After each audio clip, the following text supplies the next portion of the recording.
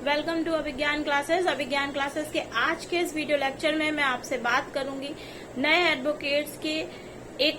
ऐसे कंफ्यूजन के बारे में जिसकी वजह से कई बार उन्हें बहुत एक फीलिंग होती है कि अरे वो इन्फीरियर रह गए अपने साथी एडवोकेट्स से प्रैक्टिस के मामले में। और वो कंफ्यूजन क्या है कि लोग सोचते हैं कि आफ्टर रजिस्ट्रेशन उनको प्रैक्टिस कहाँ करना है। तो कई बार क्या होता है, जब हम एलएलबी कर रहे हैं तो हमारे बहुत सारे साथी हैं जो हमारे साथ ही एलएलबी कर रहे होते हैं। तो उनमें से कुछ रजिस्ट्रेशन के बाद डायरेक्ट हाई कोर्ट में प्रैक्टिस करने लगे, कुछ सुप्रीम कोर्ट डायरेक्ट चले गए प्रैक्टिस के लिए, या फिर कुछ लोग लोअर कोर्ट तक ही सिमट कर रह गए। मीन्स उन्होंने अपनी प्रैक्टिस लोअर कोर्ट में स्टार्ट की। तो जनरली क्या होता है, जो बच्चा लोअर कोर्ट में प्रैक्टिस कर रहा है उसको क्या फील होता है कि अरे मेरे साथी लोग तो हाई कोर्ट और सुप्रीम कोर्ट में प्रैक्टिस कर रहे हैं, मीन्स कि वो बड़े एडवोकेट बन गए और मैं यहाँ लोअर कोर्ट में रह गया, लोअर जुडिशरी में ही प्रैक्टिस कर रहा हूँ, लोअर कोर्ट में प्रैक्टिस कर रहा हूँ, तो मैं अपने साथियों से पिछड़ गया हूँ। तो यहाँ पर इस वीडियो के माध्यम से मैं आपको कुछ ऐसी बातें बताना चाहती हूँ कि आपको लगेगा कि अगर आप लोअर कोर्ट में एज एन एडवोकेट प्रैक्टिस कर रहे हैं तो कैसे आप अपने साथी एडवोकेट से बेहतर हो सकते हैं। हो नहीं सकते, बल्कि आप अपने साथी एडवोकेट से शायद बेहतर होंगे, क्योंकि जो चीजें उन्होंने केवल थियोरेटिकल पढ़ी होंगी वो आप लोअर कोर्ट में प्रैक्टिस के माध्यम से, लोअर कोर्ट में रेगुलर प्रैक्टिस के माध्यम से वो आप खुद करेंगे और खुद सीख पाएंगे अगर आप लोअर कोर्ट में प्रैक्टिस कर रहे हैं। तो लोअर कोर्ट जिसे हम डिस्ट्रिक्ट एंड सेशंस कोर्ट कहते हैं, तो वहां पर क्या होता है, जनरली जो हमारा ट्रायल कोर्ट है वो लोअर कोर्ट ही होता है। मीन्स चाहे अगर क्रिमिनल मैटर है तो वहां पर ही ट्रायल चलेगा, लोअर कोर्ट में ही ट्रायल चलेगा। भले ही हमने अगर लोअर कोर्ट से बेल खारिज हुई और हमने हाई कोर्ट से बेल करवा दी अपने क्लाइंट की, लेकिन उसका आगे का जो भी ट्रायल प्रोसीडिंग होगी वो कहाँ होगी, लोअर कोर्ट में ही होगी। इसके अलावा अगर कोई सिविल का मैटर है तो भी जो प्रोसीडिंग चलेंगी इश्यूज बनने के बाद किसी भी मैटर में, वो लोअर कोर्ट में ही चलेंगी। तो आपको जानना चाहिए जो हमारा बेसिक कोर्ट है लोअर कोर्ट, वहीं पर किसी भी केस के संबंध में पूरी की पूरी प्रोसीडिंग्स स्टार्ट की जाती है और वहीं पर केस पहले समाप्त किया जाता है, आफ्टर ट्रायल खत्म होता है। तो कोई केस कैसे फाइल होता है, कैसे तैयार होता है, उसकी फाइलिंग कहाँ होगी, किस थाने के अंतर्गत होगी, कैसे उसको कोर्ट में एडमिट कराना है, कैसे उस केस में आगे की प्रोसीडिंग्स होंगी, अगर आपको ये सारी जानकारियां लेनी है या ये सारी बातें प्रैक्टिकली सीखनी है तो आपको अपनी प्रैक्टिस लोअर कोर्ट में स्टार्ट करनी चाहिए। देखिए, आपको सीधे सीधे जानना है कि जो लोअर कोर्ट है वो हमारा बेसिक कोर्ट है जो हमारी प्रैक्टिस को स्ट्रांग बनाता है एज एन एडवोकेट। जब आप लोअर कोर्ट में जाते हैं, जब आप खुद किसी केस की तैयारी करते हैं, उस केस की फाइलिंग करते हैं, उस केस के लिए कोर्ट में अपीयर होते हैं, तब आपको समझ में आता है कि इस कोर्ट की प्रोसीडिंग ऐसे मतलब चलती हैं, या इस केस में प्रोसीडिंग ऐसे ऐसे फॉलो की जानी है, इस तरह से फॉलो की जानी है। जबकि अगर हम बात करें हाई कोर्ट और सुप्रीम कोर्ट की, तो वहां से क्या होता है, वहां पर कि वहां पर जो भी हमारा ग्रीवांस है लोअर कोर्ट से, अगर हमें पार्टी को लगता है कि वो उसको न्याय नहीं मिला और उसको अपील में जाना चाहिए, उसको रिवीजन में जाना चाहिए, तब वो हाई कोर्ट में जाते हैं या फिर आगे सुप्रीम कोर्ट में जाते हैं। तो वहां से आप डायरेक्शन इशू करा लेते हैं, ठीक है। वहां आप थ्रू रिट आर्टिकल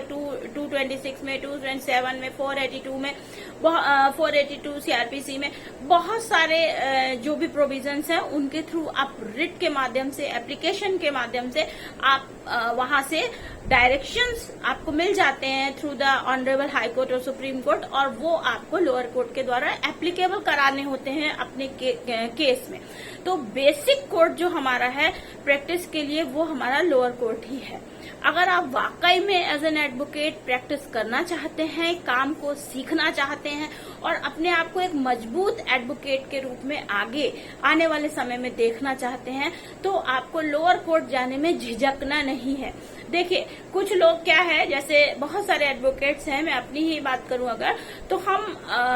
अगर लखनऊ में रह रहे हैं तो लखनऊ में या किसी भी स्टेट के और जगह पर, किसी भी स्टेट में जहां पर हाई कोर्ट है, तो आपके पास एक बेनिफिट हो जाता है कि आप हाई कोर्ट की प्रोसीडिंग्स भी देखें और लोअर कोर्ट की प्रोसीडिंग्स भी देखें, क्योंकि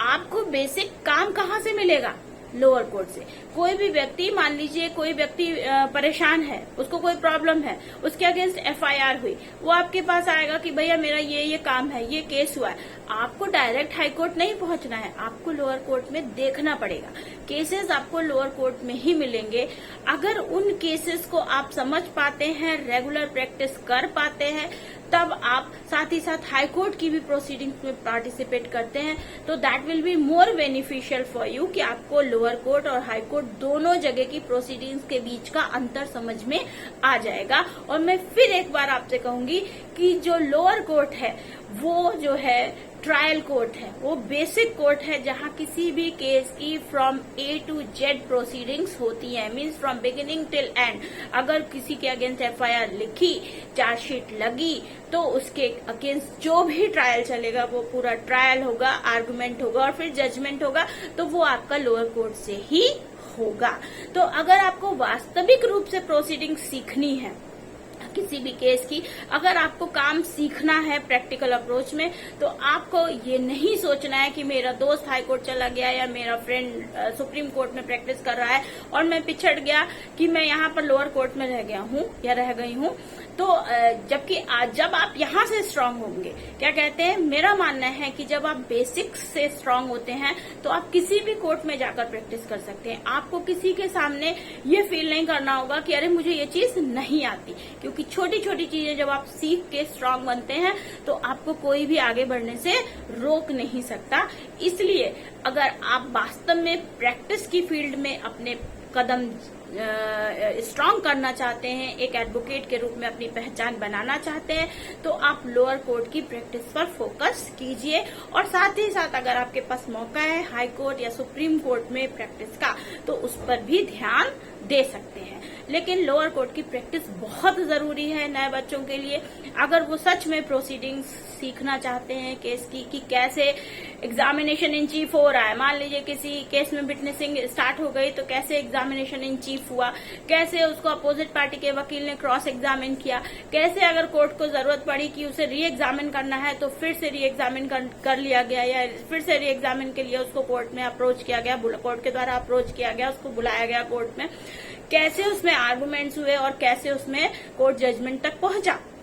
ये सारी प्रोसीडिंग्स आपको लोअर कोर्ट में ही देखने को और प्रैक्टिस के लिहाज से करने को मिलेंगी। तो आपको आप इस बात पर कभी भी ये फील नहीं करना है कि मैंने लोअर कोर्ट में प्रैक्टिस करके गलती की। लोअर कोर्ट में जिसने प्रैक्टिस अगर की है तो वो बहुत स्ट्रांग